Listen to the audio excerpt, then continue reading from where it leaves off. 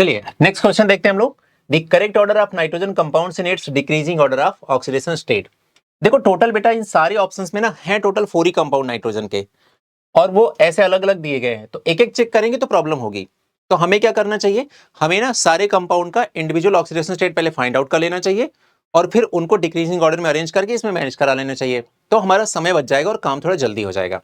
सबसे पहले कंपाउंड इसमें HNO3 दिख रहा है, तो HNO3 अगर मैं स्ट्रक्चर वाइज आपको समझाऊं तो मैं ऐसे समझा सकता हूं, nitrogen double bond oxygen, coordinate bond oxygen, oxygen and hydrogen, ये HNO3 का स्ट्रक्चर हो गया।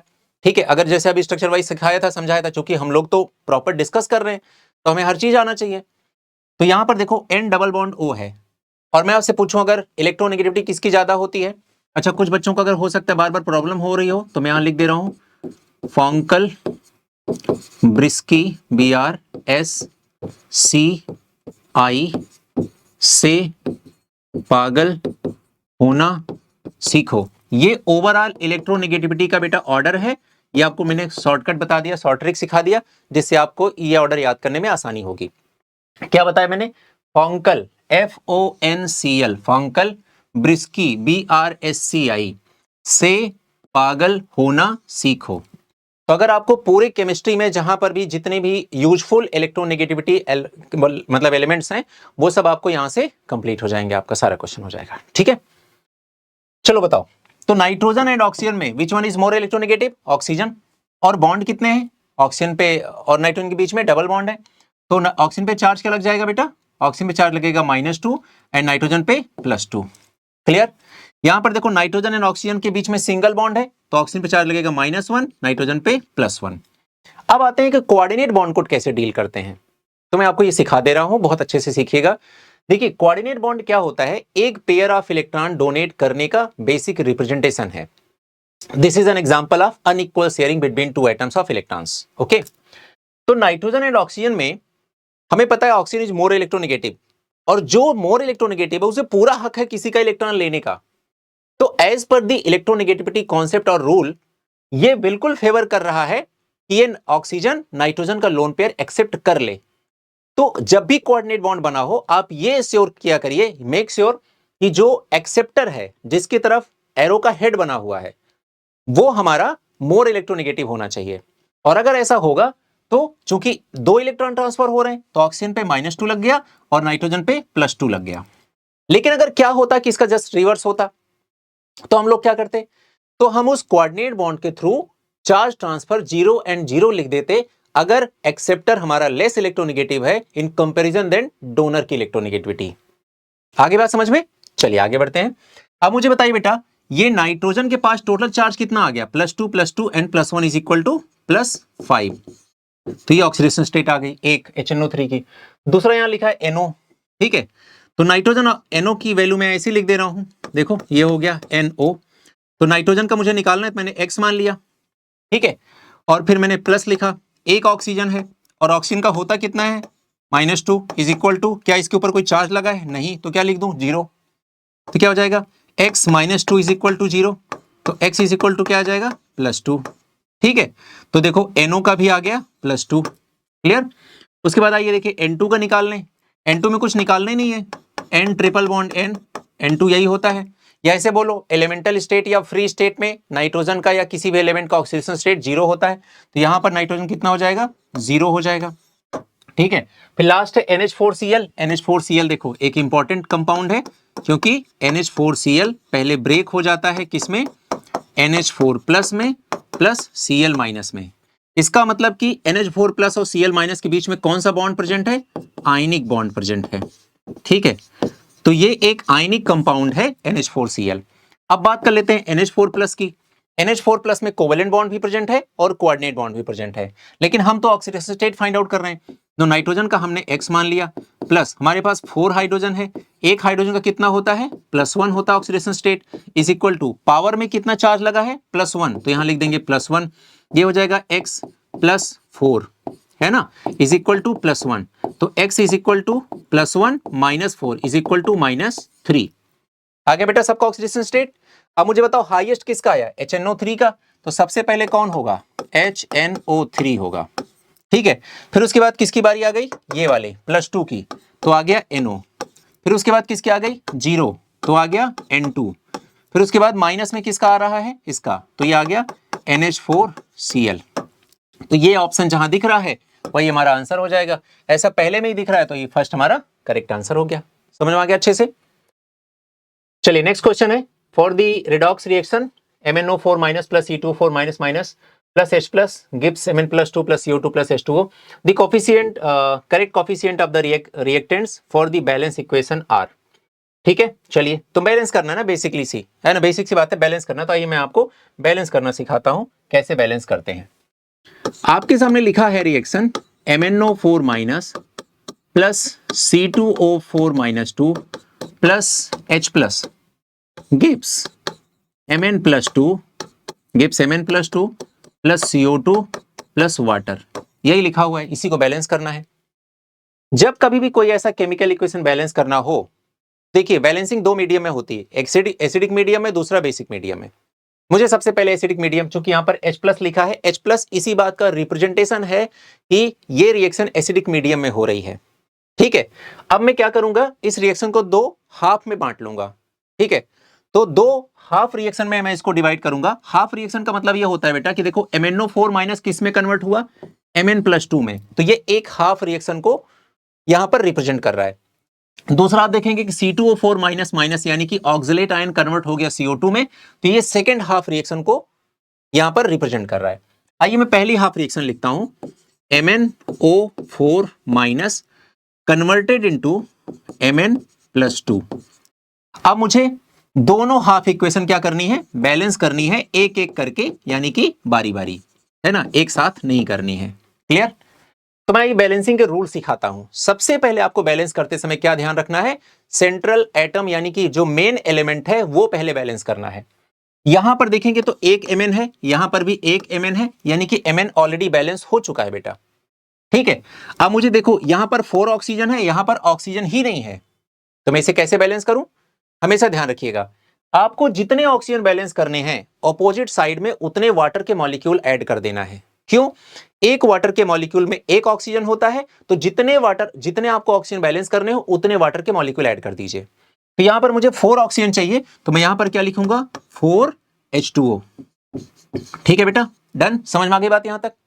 अब देखिए हुआ क्या, जब मैंने ये बैलेंस कर दिया, ठीक है, यहां पर 4H2O लिख दिया, अब हो क्या गया, इधर ना हाइड्रोजन ज्यादा हो गया, इधर तो हाइड्रोजन है ही नहीं है। तो मुझे बताइए टोटल कितने हाइड्रोजन हो गए, एक वाटर में 2 हाइड्रोजन, ऐसे 4 वाटर लिए हमने तो टोटल 8 हाइड्रोजन आ गया। अब जितने यहां पर हाइड्रोजन आपके बढ़ते हुए दिख रहे हैं उतना ऑपोजिट साइड में H प्लस ऐड कर देना है। तो मैं क्या लिख दूंगा, +8H+। ठीक है, अब देखो Mn, ऑक्सीजन, हाइड्रोजन सब बैलेंस हो गए दोनों साइड में। अब हमारा सबसे last and but most important part है, वो है दोनों साइड में चार्ज बैलेंस करना।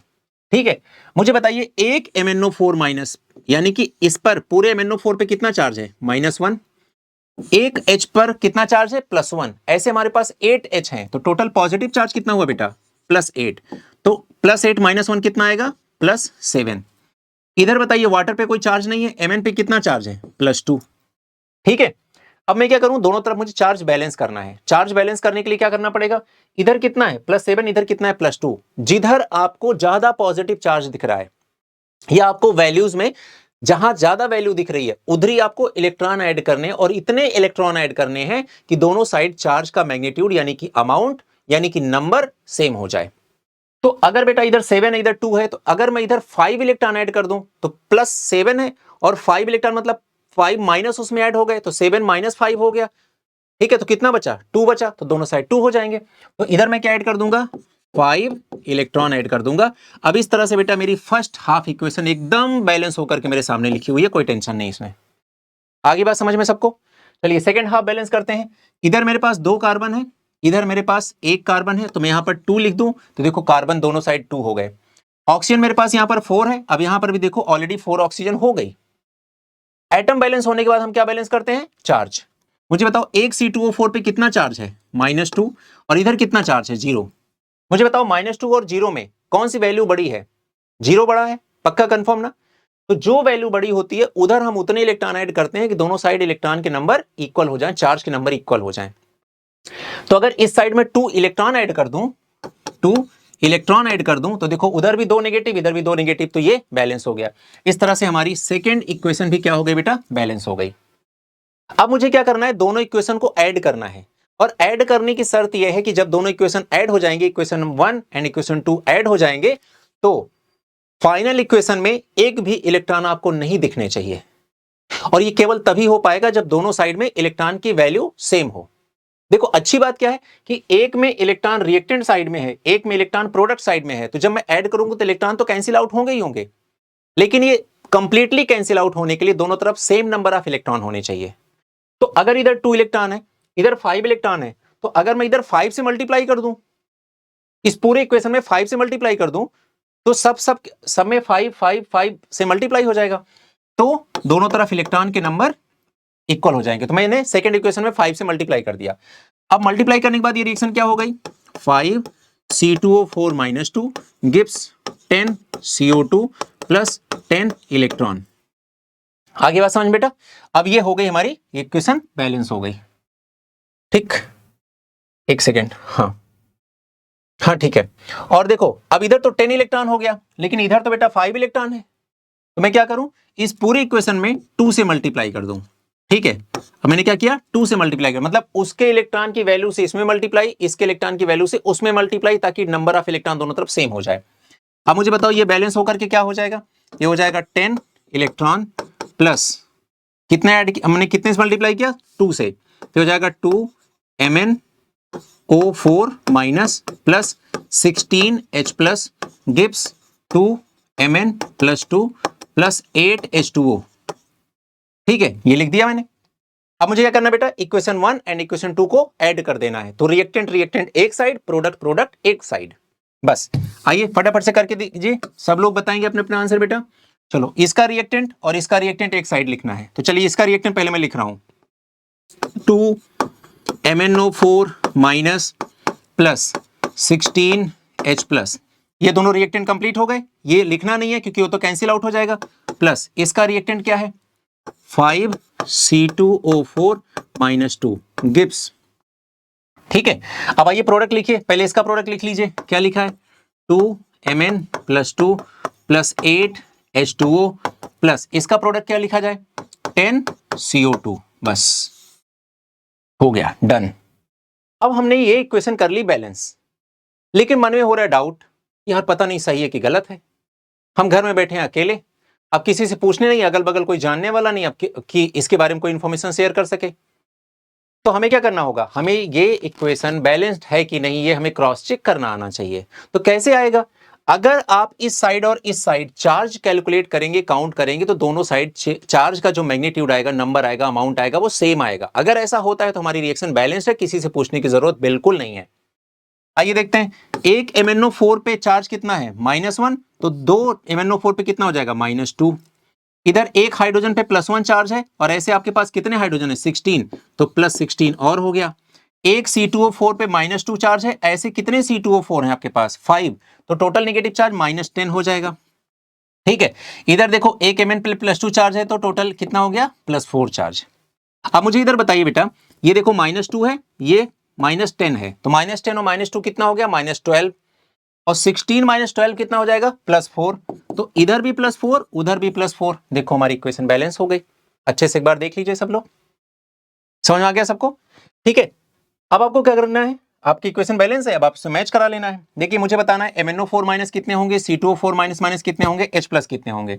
तो मुझे बताइए बेटा, MnO4 कितने हैं, 2, C2O4 कितना है, 5, H+ कितना है, 16, 2 5 16। तो देखिए इसमें कहां लिखा है, 2 5 16, ये हमारा आंसर हो गया, ठीक है। तो मैंने बहुत अच्छे से आपको एसिडिक मीडियम में बैलेंसिंग सिखा दी है, ठीक है। इसका यूज आपको करना है। आगे बढ़ते हैं अगले क्वेश्चन में। Hot concentrated sulphuric acid is a moderately strong oxidising agent, which of the following reaction does not show oxidising behaviour. जाहिर सी बात है बेटा, अगर H2SO4 हमारा ऑक्सीडाइजिंग एजेंट है, ठीक है, तो ये क्या करेगा, दूसरे का ऑक्सीडेशन करेगा और खुद का रिडक्शन करेगा। तो ये खुद किस में कन्वर्ट हो जाएगा, सल्फर डाइऑक्साइड में। तो यहां पर सल्फर का ऑक्सीडेशन स्टेट कितना आ गया +6 और यहां पर कितना आ गया +4। तो ये जब जब ऑक्सीडाइजिंग एजेंट की तरह काम करेगा ये खुद इसमें रिड्यूस हो जाएगा और दूसरे को ऑक्सीडाइज कर देगा। ठीक है, अब वो कह रहा है कि ऐसा कौन सी इसमें रिएक्शन है जिसमें वो ऑक्सीडाइजिंग एजेंट की तरह काम नहीं करता है। तो कौन सी ऐसी रिएक्शन हो सकती है? वही रिएक्शन ना जिसमें H2SO4 में सल्फर का +6 ऑक्सीडेशन स्टेट है, तो प्रोडक्ट साइड में जाने पर भी उसका ऑक्सीडेशन स्टेट सेम रहे, चेंज ना हो, तभी तो ऐसा हो सकता है। ठीक है, आइए देखते हैं। यहां पर देखो H2SO4 में सल्फर का ऑक्सीडेशन स्टेट +6 है, यहां पर CuSO4 में भी कितना है +6 ही है। ठीक है, और यहां पर सल्फर में कितना हो गया +4 हो गया। ठीक है, बस लिखते चलो। और कॉपर का कितना हो गया बेटा, 0 से कितना हो गया +2 हो गया। ठीक है, तो बताओ मुझे कॉपर का ऑक्सीडेशन स्टेट इंक्रीज किया कि नहीं किया? बिल्कुल किया। तो ऑक्सीडेशन हुआ कि नहीं हुआ कॉपर का? हुआ। किसने किया? जो बगल में लिखा है उसके, कौन है? H2SO4। तो H2SO4 ने अगर कॉपर को ऑक्सीडाइज किया तो H2SO4 क्या कहलाएगा? ऑक्सीडाइजिंग एजेंट कहलाएगा। ठीक है, तो इसमें तो काम कर रहा है, ये तो बढ़िया है। दूसरा देख लेते हैं। इसमें देखो सल्फर का क्या है +6, यहां पर सल्फर कितना है 0, यहां पर कितना हो गया +4। आगे बात समझ में? तो मुझे बताओ इस H2SO4 ने इस 0 को किस में कन्वर्ट कर दिया? +4 में कन्वर्ट कर दिया। तो मुझे बताओ 0 से +4 हो जाना ऑक्सीडेशन स्टेट इंक्रीज करना है कि नहीं है? अगर है तो ये ऑक्सीडाइज हुआ है और इसने किया है H2SO4 ने किया है। इस H2SO4 ने इस सल्फर का ऑक्सीडेशन स्टेट 0 से +4 कर दिया। ठीक है, चलिए इसको देख लेते हैं। यहाँ कार्बन है, कार्बन कितना है 0 और यहां पर कितना हो गया +4। तो ये काम किसने किया? H2SO4 ने उसका ऑक्सीडेशन स्टेट 0 से +4 कर दिया। तो बताइए क्या हुआ इसमें? ऑक्सीडेशन हुआ, और ऑक्सीडेशन हुआ है तो ये ऑक्सीडाइजिंग एजेंट की तरह काम करेगा। अब इसमें आ जाते हैं। कैल्शियम का ऑक्सीडेशन स्टेट +2 है, फ्लोरीन का तो बेटा हर एक मॉलिक्यूल हर एक कंपाउंड में -1 ही होता है। ठीक है, और यहां पर देखो सल्फर का +6 है, यहां पर भी सल्फर का +6 ही रह गया, यहां फ्लोरीन का -1 ही रह गया। ठीक है, यहां पर कैल्शियम का +2 ही रह गया। तो मुझे बताओ बेटा यहां पर कहीं पर भी आपको ऑक्सीडेशन स्टेट चेंज दिख रहा है क्या? नहीं दिख रहा है। इसका मतलब यहां पर कोई ऑक्सीडेशन रिडक्शन जैसा कुछ नहीं हुआ है और यही हमारा आंसर हो जाएगा। ठीक है, चलिए नेक्स्ट क्वेश्चन। यहां पर दिया गया है ये 2 इक्वेशन और पूछा गया है कि इसमें हाइड्रोजन पेरोक्साइड का रोल क्या है, मतलब कब वो ऑक्सीडाइजिंग एजेंट बनेगा और कब वो रिड्यूसिंग एजेंट बनेगा। सबसे पहले बच्चों हम ये जाने कि H2O2 दोनों तरह काम क्यों करता है। H2O2 में ऑक्सीजन का पहले तो H2O2 का स्ट्रक्चर हमारे हर बच्चे को पता होना चाहिए।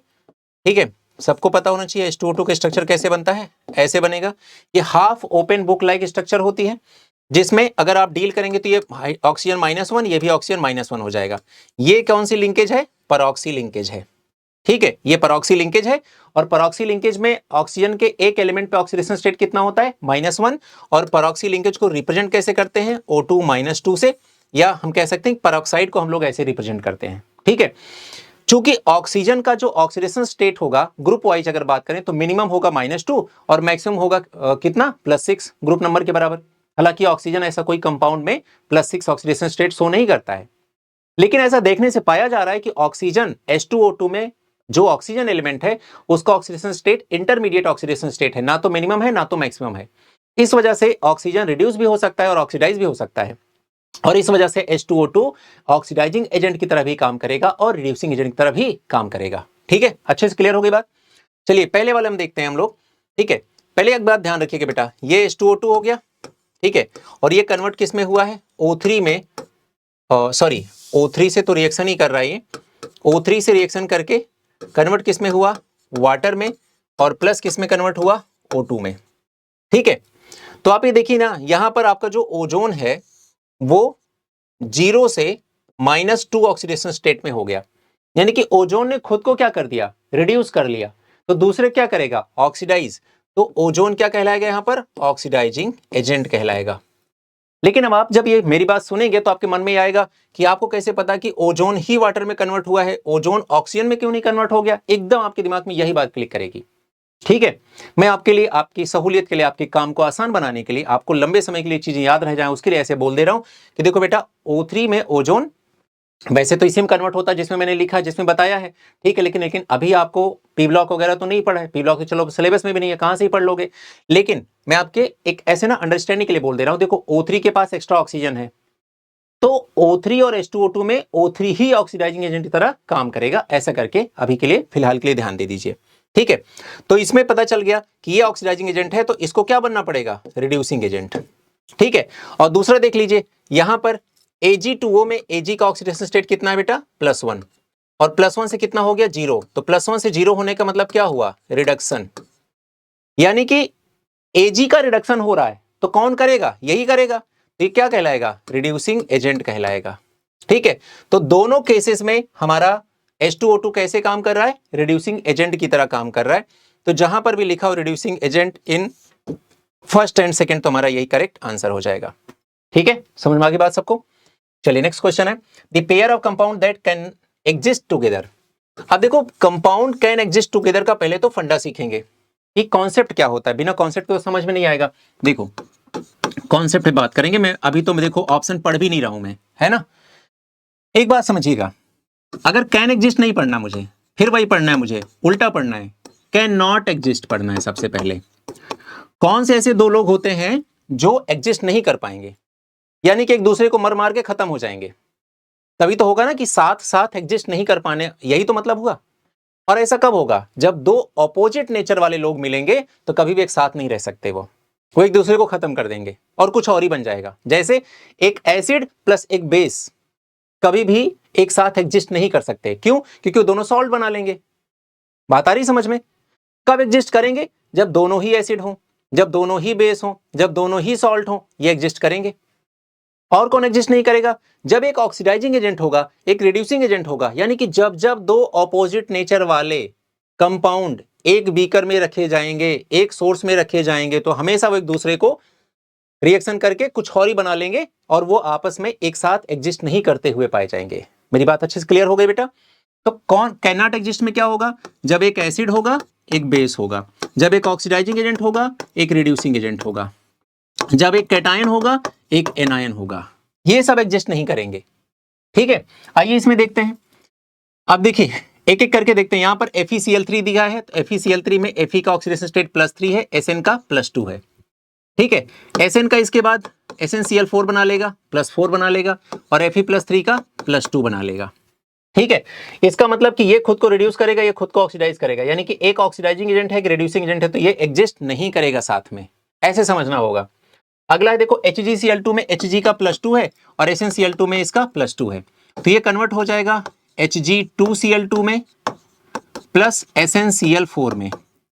ठीक है, तो Hg2Cl2 में Hg का +1 आ गया और SnCl4 में इसका +4 आ गया, तो +2 से +4 हो गया, +2 से +1 हो गया, 2 से 4 हुआ इंक्रीज हुआ, 2 से 1 हुआ डिक्रीज हुआ, यानी कि एक ऑक्सीडाइजिंग एजेंट बनेगा, एक रिड्यूसिंग एजेंट बनेगा, तो ये भी एग्जिस्ट नहीं करेंगे। फिर आ जाते हैं FeCl2 और SnCl2 में। ठीक है, अब आपको समझ में आ गया होगा कि FeCl2 खुद भी FeCl3 में कन्वर्ट होना चाहेगा, यानी कि +2 से +3 में कन्वर्ट होना चाहेगा, यानी कि अपना ऑक्सीडेशन स्टेट इंक्रीज करेगा। और जो SnCl2 इसके साथ लिखा हुआ है, ये भी खुद को SnCl4 में कन्वर्ट करना चाहेगा, तो ये भी +2 से +4 में कन्वर्ट करना चाहेगा, तो ये भी ऑक्सीडाइज होना चाह रहा है, ये भी ऑक्सीडाइज होना चाह रहा है, तो दोनों खुद ऑक्सीडाइज होना चाह रहे हैं, तो दूसरे को रिड्यूस करना चाह रहे हैं, तो दोनों रिड्यूसिंग एजेंट हैं और दोनों सेम नेचर के हैं, तो एग्जिस्ट कर जाएंगे। अपोजिट नेचर वाले दूसरे को खा जाएंगे, है ना, तो फिर हमारा आंसर थर्ड हो जाएगा। बात आ गई समझ में सबको बेटा।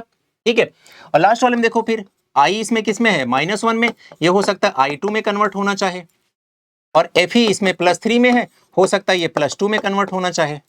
ठीक है, तो देखो एक इंक्रीज करेगा, एक डिक्रीज करेगा, तो ये आपस में एक बनेगा ऑक्सीडाइजिंग एजेंट, एक बनेगा रिड्यूसिंग एजेंट, तो एग्जिस्ट नहीं करेंगे दोनों के दोनों। ठीक है, इस तरह से सारे ऑप्शन के बारे में मैंने बहुत अच्छे से समझा दिया। अगला question, mixture of potassium chlorate, लिखते चलो भैया साथ साथ में, KClO3 potassium chlorate plus oxalic acid, मतलब COOH सिंगल बॉन्ड COOH। ठीक है, या फिर इसको ऐसे भी लिख सकते हैं H2C2O4 भी लिख सकते हैं, प्लस सल्फ्यूरिक एसिड क्या हो जाएगा, H2SO4 हो जाएगा। ठीक है, इन सब को हीट किया गया तो देखो प्रोडक्ट क्या बनता है। पहला प्रोडक्ट बनेगा बेटा KCl बनेगा, ठीक है, दूसरा प्रोडक्ट बनेगा K2SO4 बनेगा, तीसरा प्रोडक्ट बनेगा जो ऑक्सलेट आयन बनाएगा वो बनाएगा CO2। ठीक है, ये सारे प्रोडक्ट आपके सामने लिखे हुए हैं, क्लियर। चलिए बताइए, इसमें कह रहा है कि which element undergoes maximum change in oxidation number. ठीक है, अब मैं सल्फर की बात कर लूं सबसे पहले। सल्फर यहां भी +6 में था, सल्फर यहां भी +6 में है। ठीक है, मैं क्लोरीन की बात कर लूं, क्लोरीन का ऑक्सीडेशन स्टेट यहां पर कितना आएगा, +5, कैलकुलेट कर लो। और यहाँ पर क्लोरीन कितना आ रहा है, -1। ठीक है, थर्ड ऑप्शन है सॉरी एक ऑप्शन है हाइड्रोजन। हाइड्रोजन का यहाँ पर भी कितना था, +1। ठीक है, और हाइड्रोजन यहाँ किसमें, और हाँ क्या बना लेगा, वाटर बना लेगा, तो इसमें भी क्या रहेगा, +1 ही रहेगा। अगला है कार्बन। कार्बन का देखो बेटा यहाँ पर कितना आएगा, +3, और यहाँ पर कार्बन का कितना आएगा, +4। तो सबसे ज्यादा किसके ऑक्सीडेशन स्टेट में आपको चेंज दिख रहा है, क्लोरीन के।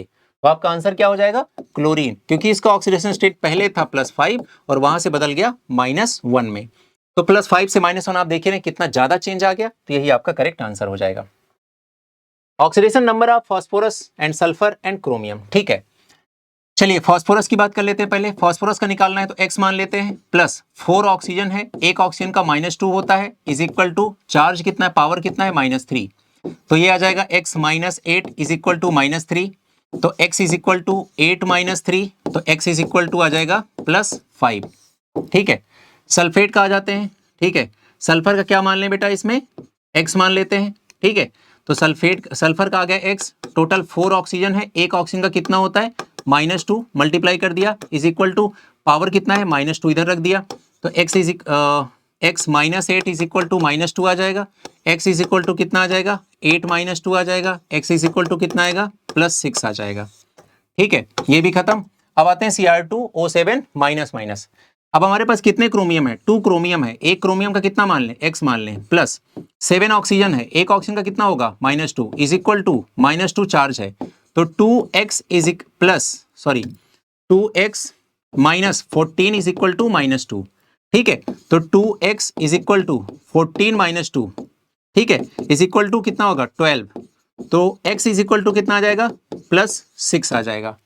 तो 566 आंसर आ जाएगा, 566। ये थर्ड वाले में ऑप्शन में है, फोर्थ ऑप्शन में है, तो हमारा डी आंसर हो जाएगा, लास्ट वाला। ठीक है।